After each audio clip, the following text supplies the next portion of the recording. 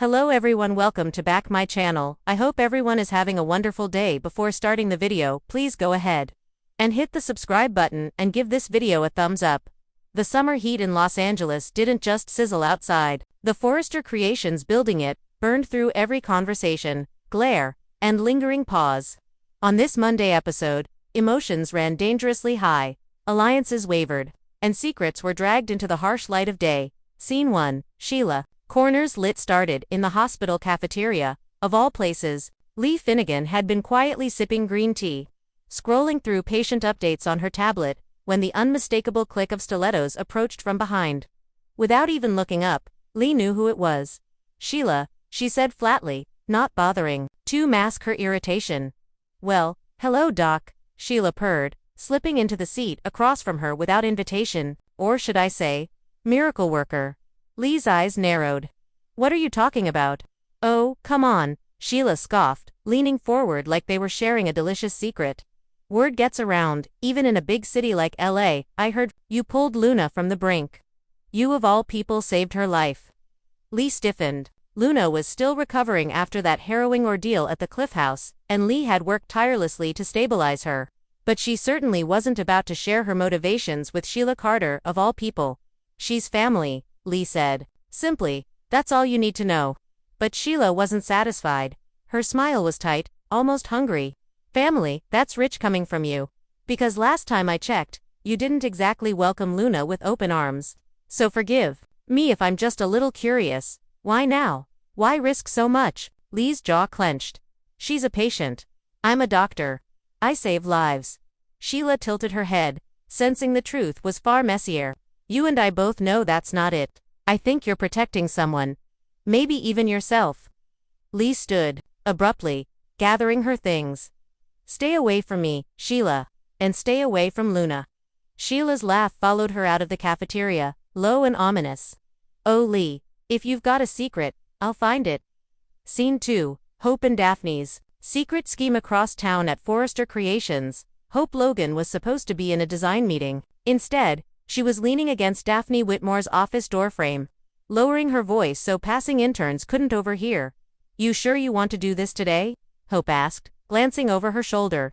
If Liam catches wind, he won't, Daphne interrupted, her tone clipped but her eyes sparkling with anticipation. That's why I need you. You keep him distracted. I get what I need. Hope sighed.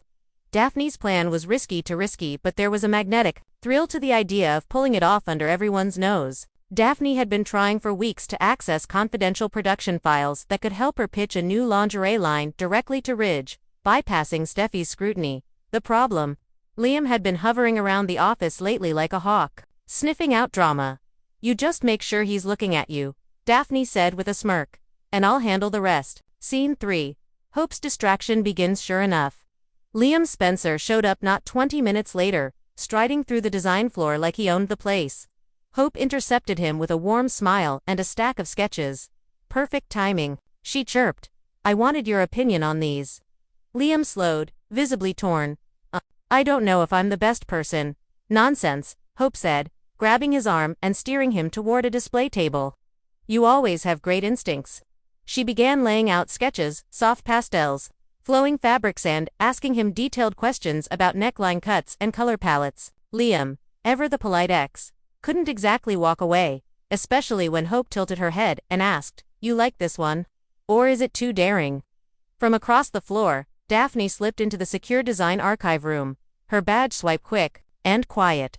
Hope kept Liam engaged, subtly angling her body so he wouldn't notice Daphne disappearing behind the frosted glass door. Scene 4. Ridge and Brooke argue about loyalty. Meanwhile, in Ridge's office, tension brewed between him and Brooke. She'd gotten wind of Ridge's private lunch with Taylor and wasn't thrilled. It was just lunch, Ridge insisted, throwing up his hands. With your ex, Brooke countered sharply. Who has a habit of pulling you into her drama? Ridge exhaled heavily. It was about the kids. Unhung, Brooke said, crossing her arms. Just like the last about the kids' lunch. Their argument was interrupted by Carter Walton knocking and stepping inside, a folder in hand. Sorry to interrupt, but we've got a legal snag. With the Paris licensing deal. Ridge welcomed the distraction, but Brooke's suspicious gaze lingered. She wasn't convinced the conversation was over. Scene 5. Daphne almost gets caught back in the archive room. Daphne was scrolling through digital folders, her fingers flying over the keyboard. She copied files onto a flash drive, carefully, labeling them to avoid suspicion. But just as she was finishing, a shadow fell across the frosted glass door. It was Liam. Daphne's pulse spiked. She quickly minimized the screen and began flipping through fabric samples, like she belonged there. Hope, realizing Liam had moved, swooped in. "There you are," Hope said, grabbing his arm again. "You have to see this new lace," Daphne says. "It's going to be the next big trend." Liam hesitated, his eyes flicking between them. "What were you doing in there, Daphne?" "Inventory check," Daphne said smoothly. "You know, making sure our archive designs are properly cataloged." Hope chimed in. "She's been at it all morning. Now come on, you promised to help me choose a campaign theme." Reluctantly, Liam followed Hope out, though the suspicion in his eyes hadn't entirely faded. Scene 6. Lee confides in Finn. The hospital. Lee finally let her guard down, but only a little when she found Finn reviewing Luna's latest test results. "She's stable," Finn said with relief. "Thanks to you." Lee nodded, her gaze softening as she looked at the sleeping young woman. "I couldn't let her die, Finn. Not after everything." "Because she's family?"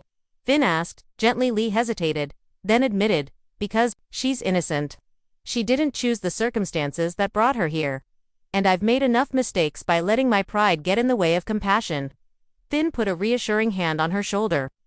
"You did the right thing, Mom." But outside in the hallway, Sheila was lurking, having overheard just enough to know Lee's actions weren't purely professional. She smiled to herself. So there's more to the story after all. Scene 7. Hope and Daphne debrief. That afternoon, Hope and Daphne met in the break room, their conversation hushed. "Did you get it?" Hope asked. Daphne's grin was all the answer she needed.